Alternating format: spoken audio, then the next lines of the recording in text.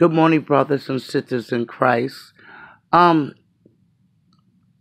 I wanted to tell y'all of the visions, but the Lord wanted me to tell y'all what I have told y'all in the last two posts. Um, I had a vision of Jesus. He was literally sitting on my chair. It was this morning. Um, and as I look over there, there is no chair, but it looked like he was sitting in a white chair. And he showed me sand time. That's what he showed me. Sand time. And I know what that means. It means it's running out because it was a drop of sand in the sand time. So he's coming, y'all. Be encouraged. Um, it's like I'm talking to the Lord this morning around about 3 in the morning, and I'm talking to him. He shows me sand time.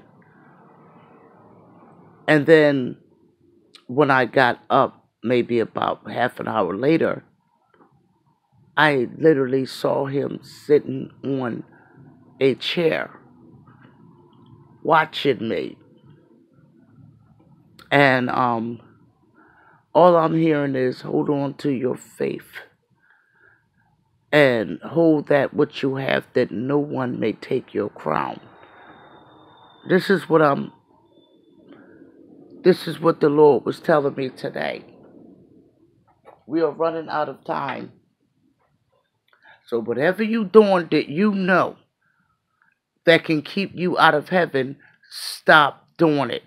But now, I know you were saying you may think it's easy. What are you talking about?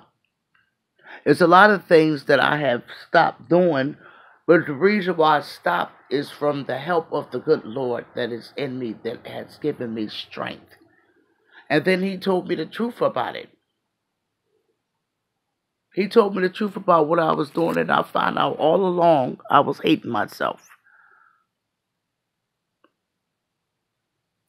And I was destroying myself by making a decision outside of God's will. And um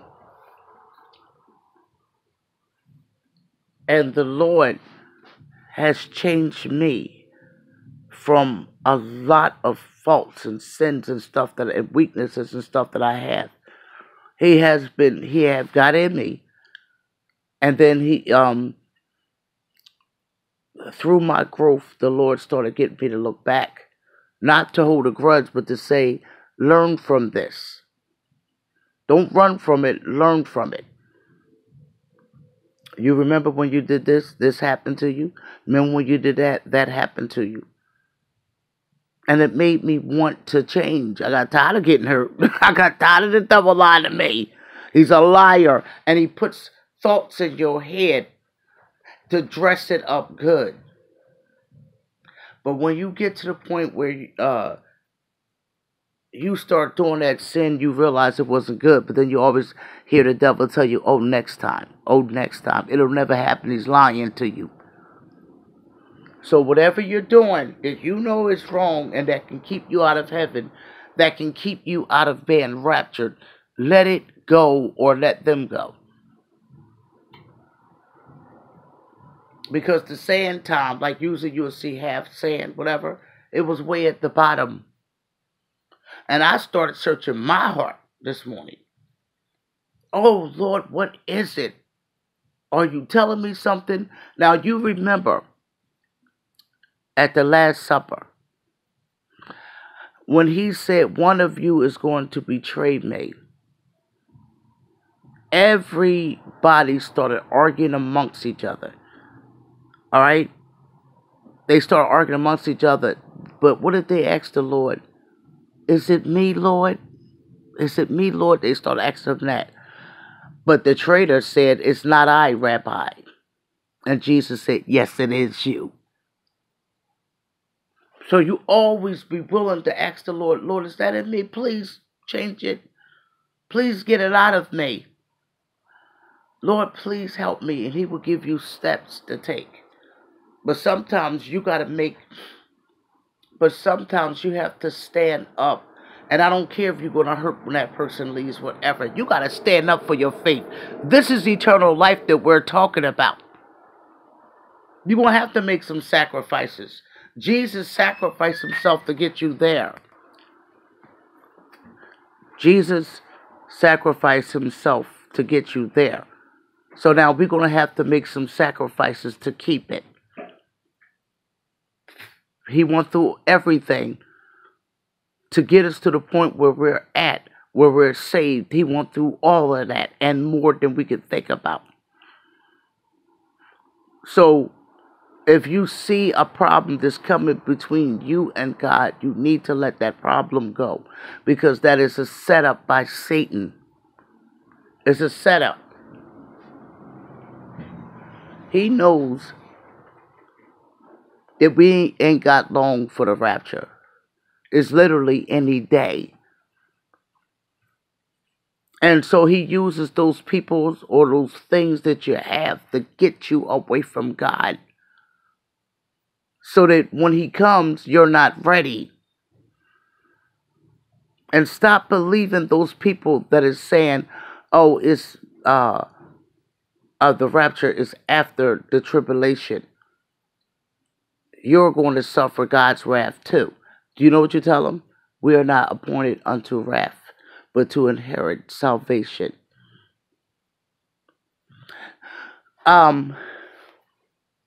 Some guy said that, oh, God's judgment's coming on everybody, not his people. See, his mercy trumps over his judgment. And a lot of people don't understand that about God. There's a lot of people who hate God because of what they were told. They didn't even get in it to see it for themselves. They was too busy, going to school, going to college to try to get more money that they see off of these sitcoms. That's who they following.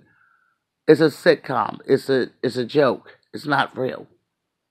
And like I said, in the sitcoms, there is no devil roaming around like a roaring lion seeking to whom he can devour. So when you see in sitcoms and they making you want to live that way, that is the devil. It shows people having sex before marriage and get married.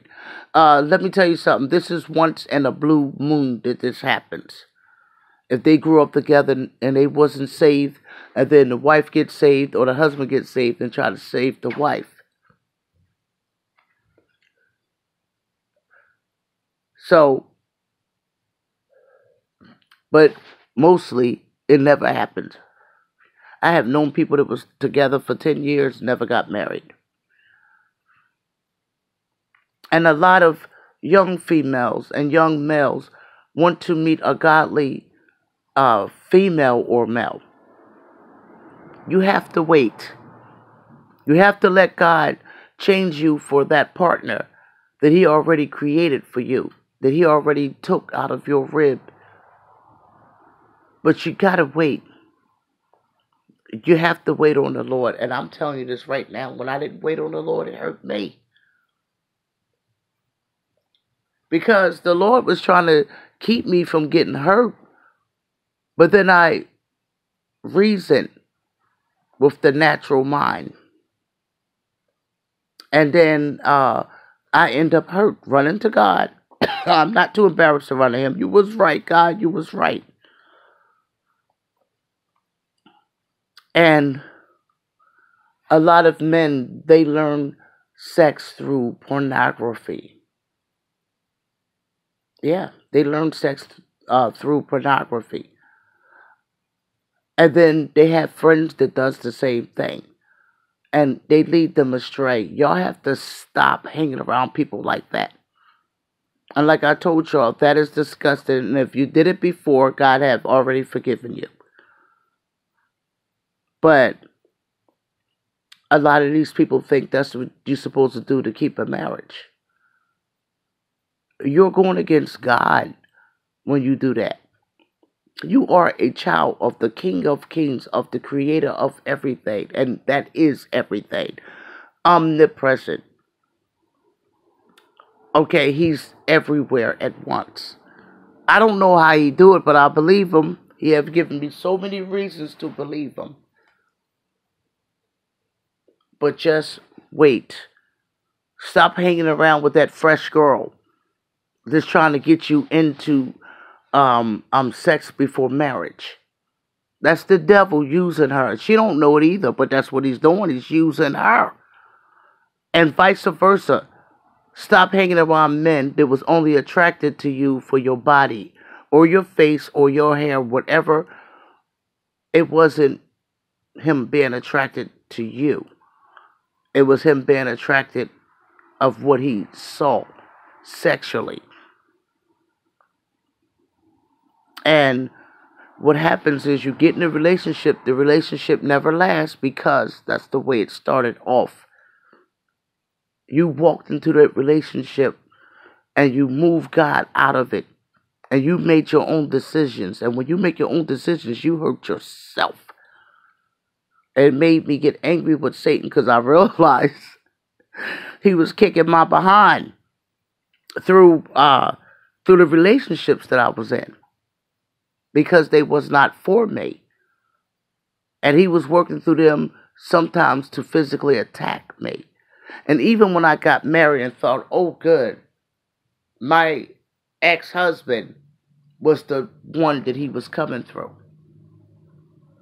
So when I told the Lord, I said, when he was coming across the grass giving out tracts, I said, you told me that was my husband. I just seen him that day.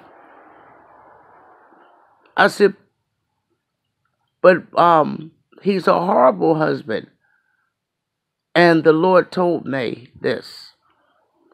He said, I told you it was your husband, but I didn't tell you he was good. I just knew that you was going to rush into marriage. I know everything. And I was like, oh my goodness. I went through the worst horrible abuse with my ex-husband. Now see, the devil was telling me it's okay. I heard the Lord still small voice tell me just because this man is talking about he's saved to give out tracts does not mean he's mine. And I still, oh, he's into the Bible and all this other stuff. And guess what? I went through the worst hell that I ever been through, even being single. And this is what really get on my nerves about women. When they get married, the man tells them to sign a prenup. You know what that's telling them? I'm not going to be with you forever and I want you to take my money. I want to get as much out of you as I want and can. And then after the novelty wears off, you got to go. But this time you can't take my money. That's what he's telling you.